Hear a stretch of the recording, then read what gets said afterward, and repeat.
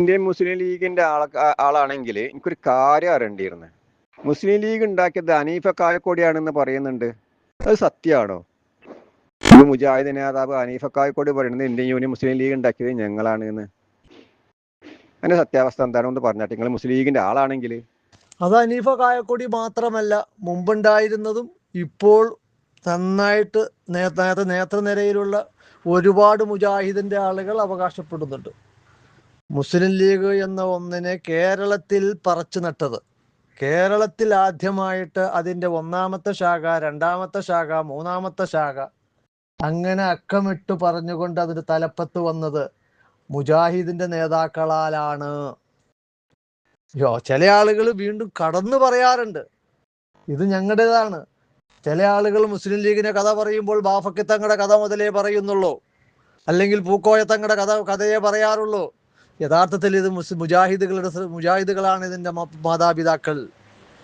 പിന്നെ ഈ തലയെക്കെട്ട് കെട്ടിയ സുന്നി മൊയ്ലാക്കന്മാര് ഇതിന്റെ തലപ്പത്ത് കയറ്റിയതും പ്രസംഗിക്കാൻ വേണ്ടി നാട് നിരപ്പ കൊണ്ടു നടക്കുന്നതും ഞങ്ങളുടെ കൂട്ടത്തിൽ പ്രസംഗിക്കാൻ ശേഷിയുള്ളവർ ഇല്ലാന്നിട്ടല്ല, അന്തംഗമ്മികളായ, അങ്ങനെ തന്നെയാണ് ചില മുജാഹിദ് നേതാക്കൾ പ്രസംഗിച്ചത്, അന്തംഗമ്മികളായ സുന്നികളെ വശീകരിക്കാനും അവരുടെ വോട്ട് സമ്പാദിക്കാനും വേണ്ടിയാണ് ഈ തലയെക്കെട്ട് കെട്ടിയ ആളുകളെ ഞങ്ങൾ പ്രസംഗിക്കാൻ വേണ്ടി തെരഞ്ഞെടുത്തിട്ടുള്ളത് എന്നും കൂടി യാതൊരുവിധ മറയുമില്ലാതെ, യാതൊരുവിധ ബയാനും ഒരു വിശദീകരണവും ആവശ്യമില്ലാത്ത വിധം ഏത് ഭാഗത്തുള്ള മലയാളിക്കും മനസ്സിലാകുന്ന രീതിയിൽ ശുദ്ധമായ മലയാളത്തിൽ കാര്യങ്ങൾ പലകുറി പറഞ്ഞിട്ടുണ്ട്. ഈ പറഞ്ഞതൊക്കെ അവരുടെ ഒരു അവകാശവാദമാണ് എന്ന് വേണമെങ്കിൽ പറയാം. എപ്പോൾ ഏതെങ്കിലും മുസ്ലിം ലീഗിന്റെ തലപ്പത്തുള്ള ആളുകൾ അതിനെ ഒന്ന് എതിർത്തിട്ടുണ്ടായിരുന്നെങ്കിൽ, ഏതെങ്കിലും ഒരു കോണിൽ അര വരി കൊണ്ടോ അര വാക്കുകൊണ്ടോ, മുജാഹിദുകളെ സുഹൃത്തുക്കളെ അങ്ങനെയൊക്കെ പറയല്ലേ, അങ്ങനെ മുജാഹിദുകൾ മാത്രമല്ല എല്ലാവരും കൂടിയാണ് ഉണ്ടാക്കിയിട്ടുള്ളത്, അങ്ങനെ പറയല്ലേ, എല്ലാവരും കൂടിയുടെ സൃഷ്ടിയാണ്, എല്ലാവരും കൂടിയുള്ള ശ്രമഫലമാണ് മുന്ന് കാണുന്ന മുസ്ലിം ലീഗ് എന്നൊന്നും ഇന്ന് മുസ്ലിം തലപ്പത്തുള്ളതായോ നേരത്തെ തലപ്പത്തുണ്ടായിരുന്നതായോ ഒരു മുസ്ലിം ലീഗിൽപ്പെട്ട ആളുകളും ഈ മുജാഹിദിന്റെ വാദഗതികളെ തിരുത്തുകയോ ഗണ്ണിക്കുകയോ ചെയ്തിട്ടില്ല. അപ്പൊ എന്താ മനസ്സിലാക്കേണ്ടത്? ഇന്നത്തെ നേതൃത്വത്തിലുള്ളതായ, എക്കാലത്തെയും നേതൃത്വത്തിലുള്ളതായ മുസ്ലിം ലീഗിന്റെ നേതാക്കൾ അത് അംഗീകരിച്ചിട്ടുണ്ട് എന്നല്ലേ മനസ്സിലാക്കേണ്ടത്. KM മൗലവിയൊക്കെ അല്ലേ, KM മൗലവി, സീതി സാഹിബൊക്കെ മുജാഹിദിന്റെ ആൾക്കാരല്ലേ. സീതി സാഹിബ്, സീതി ഹാജി, അവരൊക്കെ മുജാഹിദിന്റെ ആൾക്കാരല്ലേ. പിന്നെ തിരൂരങ്ങാടി MK ഹാജി, അവരൊക്കെ മുജാഹിദുകളാണെന്നാണല്ലോ തോന്നുന്നത്. സമസ്തയെ കുറ്റപ്പെടുത്താനൊന്നും വരണ്ട. സമസ്ത ഈ പറഞ്ഞതുപോലെ ഇവിടെ സുഗമമായിട്ട് ഒരു നൂറ്റാണ്ട് അല്ലെങ്കിൽ ഒരു പുരുഷായുസ് മൊത്തം വളരെ രാജകീയമായിട്ട് സ്വർഗീയമായിട്ട് ഇന്ത്യ രാജ്യത്ത് ഭൂമിയുടെ മുകളിൽ ജീവിക്കാനുള്ളതായ വസ്തുവകകൾ എത്തിച്ചു തരാം എന്ന് കരുതിക്കൊണ്ടല്ല, എന്നുള്ളതായ വാഗ്ദാനം മുന്നോട്ട് വച്ചുകൊണ്ടല്ല, അത് പ്രതീക്ഷിച്ചുകൊണ്ടല്ല, അതിൽ ഉള്ളവരും അതിനു വേണ്ടി നേതൃത്വം കൊടുക്കുന്നവരും അതിൽ പ്രവർത്തിക്കുന്നവരും ആരും അത് ഉദ്ദേശിച്ചുകൊണ്ടല്ല. അതുകൊണ്ട് രാജ്യസഭയിലും പാർലമെന്റിലും ഒക്കെ ഉള്ള കാര്യങ്ങൾ മുസ്ലിം ലീഗ് ഭംഗിയായിട്ട് നിർവഹിച്ചാൽ വേണ്ടതുപോലെ സമസ്തയും മറ്റുള്ളതായ എല്ലാ വിഭാഗക്കാരും കൂടെ നിന്ന് തരും.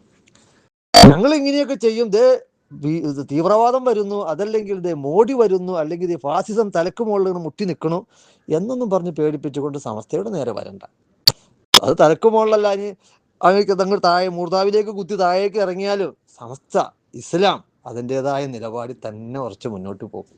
ഓക്കെ, അങ്ങനെ ഒരു കാലഘട്ടം ഉണ്ടായിരുന്നു. നിങ്ങൾ ഈ പറഞ്ഞതിനൊക്കെ വേണ്ടിയായി ലീഗ് പോരാടിയ ഒരു കാലഘട്ടം ഉണ്ടായിരുന്നു. അത് ഏതാണ്ട് നാഷണൽ ലീഗിൻ്റെ വെച്ചാൽ ദേശീയ ലെവലിലെ ലീഗിൻ്റെ ആ കഥ കഴിഞ്ഞിട്ട് ഏതാണ്ട് സേഠുവിൻ്റെയും മറ്റേ വനാഥ്വാലയുടെയൊക്കെ കാലത്തിന് ശേഷം അങ്ങനെ ഒരു ശബ്ദം പാർലമെന്റിലോ രാജ്യസഭയിലോ നമ്മൾ ആരും കേട്ടിട്ടില്ല. അങ്ങനെ പ്രമാദമായ ചർച്ചകൾ അവിടെ വരുമ്പോൾ വളരെ നൈസായിട്ട് വിട്ടുനിൽക്കുന്ന ആളുകളും ഉണ്ട്. അതുപോലെ തന്നെ മുസ്ലിം വിരുദ്ധമായ ചില ബില്ലുകൾ അവതരിപ്പിച്ചിട്ട് ആഭ്യന്തരമന്ത്രിയൊക്കെ എഴുന്നേറ്റ് നിന്നിട്ട് ചോദിക്കും, നിങ്ങൾ ആരുടെ കൂടെയാണോ, തീവ്രവാദികളുടെ കൂടെയാണോ അതല്ല ഇന്ത്യൻ ദേശീയതയുടെ കൂടെയാണോ എന്ന് ചോദിച്ചതോടുകൂടി കേരളത്തിൽ നിന്ന് പോയ UDFന്റെ 19 MP അണ്ണാക്കിൽ ഏതാണ്ട് തിരികിട്ടും മുണ്ടാണ്ടിരുന്ന സംഭവം വരെയുണ്ട്. 19 എന്നുള്ള നിയമസഭ പാർലമെന്റിൽ അന്ന് എത്തിയില്ല.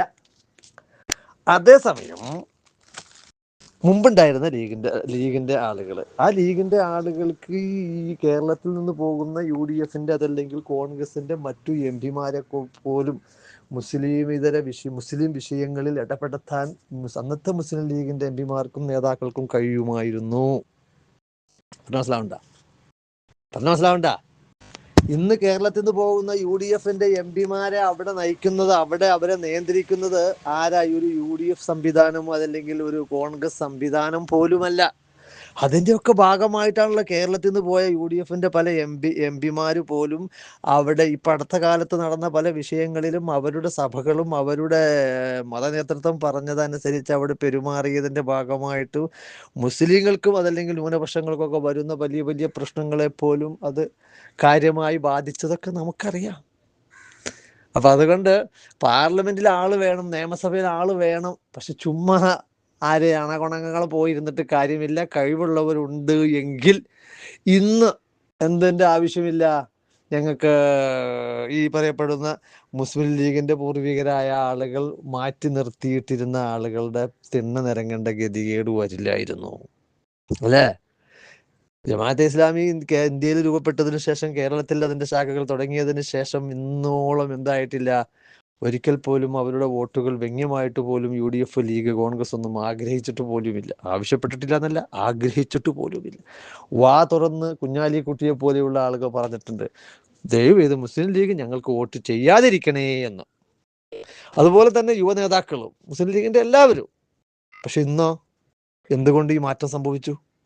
മുസ്ലിം ലീഗിന്റെ പ്രവർത്തനത്തിൽ മാറ്റം സംഭവിച്ചു എന്ന് വേണ്ടേ നമുക്ക് സംശയിക്കാൻ? ഉറപ്പിക്കാനൊന്നും ആയിട്ടില്ല, നിങ്ങൾ സംശയിക്കാൻ പാടില്ലേ. അങ്ങനെ സംശയിച്ചാൽ അവർ കുറ്റം പറയാനും പറ്റുമോ? മറ്റുള്ളതായ രാഷ്ട്രീയ പാർട്ടികളിൽ നിന്നും വ്യത്യസ്തമായിക്കൊണ്ട് ഒരു പുതിയ അതിനേക്കാളൊക്കെ അപ്പുറത്തുള്ളതായ ഒരു സഹായം ലീഗ് എന്ന രാഷ്ട്രീയ പാർട്ടി അധികാരത്തിലിരുന്നു കൊണ്ട് കേരളീയ മുസ്ലിങ്ങൾക്ക്, പ്രത്യേകിച്ച് സുന്നികൾക്ക് ഒരു ഉപകാരം കിട്ടിയിട്ടില്ല കേട്ടോ. ഇനി ആദ്യകാലങ്ങളിൽ കുറേ ഉപകാരങ്ങൾ കിട്ടി, അത് കംപ്ലീറ്റ് മുജാഹിദിനാ പോയത്. ആദ്യമായിട്ട് ഇവിടെ 6-7 കോളേജ് അനുവദിച്ചപ്പോൾ ഒരെണ്ണം മരുന്നിന് പോലും ഒരു സുന്നി മാനേജ്മെന്റിന് കൊടുത്തില്ല. കംപ്ലീറ്റ് കൊടുത്തത് മുജാഹിദിന് വേണ്ടി തന്നെയാണ്. അതുകൊണ്ട് തന്നെയാണ് മുജാഹിദ് എത്രത്തോളം വളരാനുള്ള കാരണം. അതുകൊണ്ട് മറ്റു രാഷ്ട്രീയ പാർട്ടിയിൽ നിന്നും വ്യത്യസ്തമായിട്ട് കംപ്ലീറ്റ് ആക്കണം. മറ്റു രാഷ്ട്രീയ പാർട്ടികളിൽ നിന്നും വ്യത്യസ്തമായിട്ട് മുസ്ലിം സമുദായത്തിന് പ്രയോജനപ്പെടുന്ന, മുസ്ലിം സമുദായം എന്ന് പറഞ്ഞാൽ 97% വരുന്നത് അന്നും ഇന്നൊക്കെ എന്ത് തന്നെയാ? സുന്നികളാ. മനസ്സിലാവണ്ട. അവർക്ക് എന്തെങ്കിലും പ്രയോജനം കിട്ടുന്ന ഒരു പരിപാടി മറ്റുള്ളതായ രാഷ്ട്രീയ പാർട്ടികളിൽ നിന്നും ഇല്ലാതെ വ്യതിരിക്തമായിക്കൊണ്ട് ഒന്നും കിട്ടിയിട്ടില്ല എന്നുള്ളത് ആരെങ്കിലും പറഞ്ഞിട്ടുണ്ടെങ്കിൽ അത് സത്യമാണ്, 100% സത്യമാണ്. അങ്ങനെ കിട്ടിയിട്ടുണ്ട് എങ്കിൽ, ഉണ്ടായിരുന്നു എങ്കിൽ മലപ്പുറം ജില്ലയിൽ വിദ്യാഭ്യാസ സ്ഥാപനങ്ങളുടെ അവസ്ഥ ഇതാകുമായിരുന്നില്ല.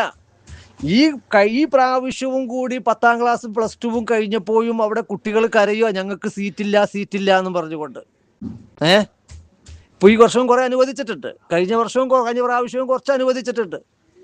അതേസമയം അവിടെ സീറ്റില്ലാതെ കുട്ടികൾ നെട്ടോട്ടം ഓടുമ്പോൾ അങ്ങ് തെക്കൻ കേരളത്തിൽ എന്താണ്, അവിടുത്തെ കുട്ടികളുടെ എല്ലാവരും അഡ്മിഷൻ ആയതിനു ശേഷവും ഓരോ ജില്ലകളിലും 1000, 1500, 2000 സീറ്റുകൾ ബാക്കി കിടക്കുവാണ്. +1 അതുപോലെ ഡിഗ്രി തലങ്ങളിൽ. ഈ അവസ്ഥ ഉണ്ടായത് ഈ മലപ്പുറം ജില്ലയിൽ എക്കാലവും ഏറ്റവും കൂടുതൽ ജയിച്ചു കയറിപ്പോയത് മുസ്ലിം ലീഗിന്റെ MLA തന്നെയാണ്. അപ്പോൾ മുസ്ലിം ലീഗിന്റെ MLA കൊണ്ടും മന്ത്രിമാരെ കൊണ്ടും അങ്ങനെ ഒരുപാട് ഉപകാരങ്ങൾ കിട്ടിയിട്ടുണ്ടായിരുന്നുവെങ്കിൽ അത് ഏറ്റവും ചുരുങ്ങിയ പക്ഷം അവരുടെ മണ്ഡലത്തിലെങ്കിലും ആവണ്ടേ കിട്ടേണ്ടത്. കിട്ടിയില്ല. അപ്പൊ അതുകൊണ്ട് ആ തള്ളല് വേണ്ട. സമസ്തയും ലീഗായിട്ടൊരു പ്രശ്നമല്ല. ആടുംകുട്ടിയും പന്നിൻകുട്ടിയും തമ്മിൽ വ്യത്യാസമില്ലടൂ. ആട് തൊട്ടാ ഒന്നും കഴുകൊന്നും വേണ്ട, നേരച്ച് പന്നിനെ തൊട്ട 7 വട്ടം കഴിക്കണം. അതിലൊരു വട്ടം മണ്ണ് കലക്കി വെള്ളം കൊണ്ടാണ്. വഹാബികൾ എന്ന പന്നിക്കാഷ്ടങ്ങൾ നിറച്ചിരിക്കുന്ന ഒരു സംഘടനയാണ് ലീഗ് എന്ന് പറഞ്ഞത്. ഏണിമത ലീഗുകാർ അല്ല, എല്ലാ നേതാക്കളും വഹാബികളെ തൊട്ടുകൊണ്ടും അവരെ ഒഴിഞ്ഞുകൊണ്ടും അവരെ കാല് പിടിച്ചുകൊണ്ടും അവർക്ക് മുത്തം കൊടുത്തുകൊണ്ട് അവരെ സേവിക്കുന്നവരുമാണ്. വഹാബികൾ എന്ന് പറഞ്ഞാൽ യുക്തിവാദികളാണ്. അവർ ഇസ്ലാമിൽ നിന്ന് പുറത്തുള്ള ആളുകളാണ്. കേരളത്തിലെ വഹാബി മുജാഹിദ് എന്ന് പറഞ്ഞത് യുക്തിവാദികളും ഇസ്ലാമിക വിരുദ്ധരുമാണ്. അവരെ താങ്ങിപ്പിടിച്ച് നടക്കാൻ ആണായി പറഞ്ഞവന് ഇസ്ലാമിനെ സ്നേഹിക്കുന്നതിനും പറ്റൂല. ലീഗിലൊരുത്ത് മെമ്പർഷിപ്പ് എടുത്തു കഴിഞ്ഞാൽ അവന് ഇസ്ലാമിനെ ഉപേക്ഷിച്ചു എന്നാ. അവന് ഇസ്ലാമായിട്ട് ഇവനൊരു ബന്ധമില്ല. ഷറായിന്റെ ഹുക്കുമ്പോൾ അവന് ബാധകല്ല. കാരണം ഇസ്ലാമിക പറയുമ്പോൾ അത് രാഷ്ട്രീയ പാർട്ടിയാണ് പറയും, രാഷ്ട്രീയം കൊണ്ട് പറയുമ്പോൾ പറയും അത് സമുദായ പാർട്ടിയാണെന്ന് പറയും. ഈ മുതലിന്റെ സ്വഭാവ അത് വെള്ളത്തിലും ജീവിക്കും, കരയിലും ജീവിക്കും. മനസ്സിലായോ? അതുപോലെയാണ് ഈ ഏണിമത ലീഗുകാരുടെ സ്വഭാവം. തങ്ങൾ ഈ പറയുന്ന തങ്ങള് സമസ്തയുടെ പ്രസിഡന്റാണ്, സമുദായ പ്രസിഡന്റ് അല്ല.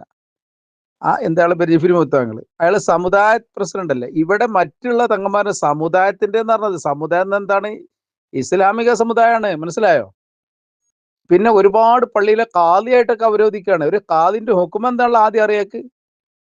ഒരു ഇസ്ലാമിന്റെ ഷറയ്യ നിയമവശം അറിയോ? ഇല്ല. പിന്നെ ഈ വിഡ്ഢികളായ ആളുകള് മൂക്കില്ല രാജ്യത്ത് മുറിമൂക്കൻ രാജാവ് എന്ന് പറഞ്ഞതുപോലല്ലേ ഇസ്ലാമിന്റെ ഒരു വിഷയം അറിയാത്ത ലീഗുകാർക്ക്, ഇസ്ലാമിന്റെ ശരീഅത്ത് നിയമങ്ങൾ അറിയാത്ത വഹാബി മതക്കാരായ ലീഗുകാർക്ക് അവർക്ക് മറുപടി പറയുന്നതിൽ എന്താ തെറ്റുള്ളത്?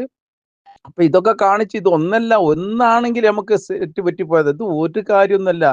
അതുമില്ല, അല്ല കാക്കട്ടെ. എത്ര സ്ത്രീകളെ കൂടെ നിൽക്കണ ഫോട്ടോ സിനിമകളുടെ കൂടെ സഹിക്കാൻ കഴിയില്ല. ഇപ്പൊ നേരെ മറിച്ച് നീ ഇപ്പൊ പറഞ്ഞ എന്താ പേര്, പ്രിയങ്ക ഗാന്ധി, അവര് കോൺഗ്രസിന്റെ അധ്യക്ഷയാണ്, ഒരു വ്യക്തിയല്ല.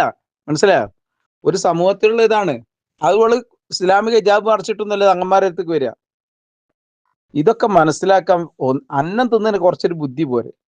തനിച്ച വഹാബി ലീഗ് ആയി കഴിഞ്ഞാൽ പിന്നെ അവന് അത് മാത്രമേ ഉള്ളൂ. 4 ആൾക്കാരെ സമസ്തയുടെ പുറത്ത് കിട്ടാൻ മതി. ഈ 4 ആൾക്കാർ ഈ സമസ്തയെ പിളർത്താൻ വേണ്ടിയിട്ട് മുൻകൂട്ടിക്കാട്ട് നിങ്ങളോട് അച്ചാരം വാങ്ങിയതല്ലേ? നിങ്ങൾ കൊടുക്കുന്ന പൈസ കുറഞ്ഞോ? സമസ്ത പിളർത്താൻ വേണ്ടിയിട്ട് നിങ്ങൾ കൂട്ടിക്കൂടിയ ആളുകൾ നിങ്ങൾക്കെതിരെ തിരിഞ്ഞപ്പോ നിങ്ങൾക്ക് ഇപ്പൊ അത് കൊള്ളുന്നു.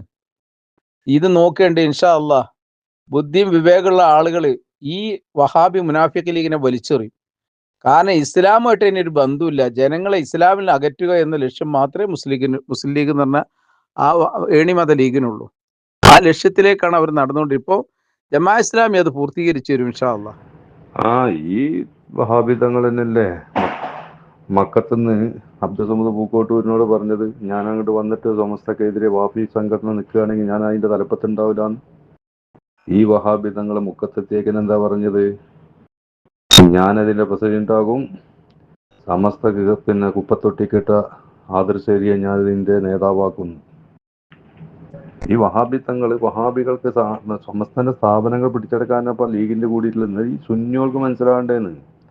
ലീഗിന് വരണമെന്ന് കിട്ടിയോക്കട്ടെ. സമസ്തക്കാരി എന്ന് പറയപ്പെടുന്ന സുന്നി ആദർശം പറയുന്ന സാറ് കെ സമസ്ത ആൾക്കാർ അടിക്കുബല് ഇവര് കൊന്നൊടുക്കും. കാരണം തീവ്രവാദികളാണ് ഇപ്പൊ ഇവരൊപ്പം ഉള്ളത്. ഇപ്പൊ SDPയും ജമാഅത്ത് ഇസ്ലാമിയും ഒക്കെ ഇവരെ കൂടെ ഉള്ളത്. സമസ്തയെ അടിക്കാൻ, സുന്നത്ത് ജമാഅത്തിനെ അടിക്കാൻ വേണ്ടിയിട്ട് ഒപ്പം കൂട്ടിയതാണ്. അവർക്ക് കൊലപാതക ഒരു വിഷയമല്ല. അതെ, വളരെ വാസ്തവം. പാർലമെന്റിൽ ഞങ്ങൾ കറുമൂസ തണ്ട് എടുത്തൊരു യുദ്ധത്തിന് പോയിനി. അവൻ പാർലമെന്റിൽ പ്രസംഗിക്കുന്ന പ്രസംഗം ഒന്ന് കേൾക്കടാ മന്ദബുദ്ധിയെ. ആ MP ആണ് കരുനാലിക്കുട്ടി ഇല്ലേ, ആ കൈനാലിക്കുട്ടി പോയിട്ട് പ്രസംഗിച്ചത് നീ ഒന്ന് കേൾക്ക. അവിടെ പോയിട്ട് എന്ത് മഹാവിഡിത്താട് പറയുന്നത്. സാമ്പത്തിക ത്രോസുള്ള ആളുകളെ MP ആക്കി MLA ആക്കി നിർത്തും. ഇവിടെ ഇനി അടുത്ത ഇലക്ഷൻ വരാൻ പോകുന്നത് നീ കണ്ടോ? കുഞ്ഞാലിക്കുട്ടി, മുനീർ, മജീദ്, ഇങ്ങനെയുള്ള ആളുകൾ മാത്രമേ നിങ്ങൾക്ക് MLA ആയിട്ട് സ്ഥാനാർത്ഥിയെ നിർത്തുള്ളൂ.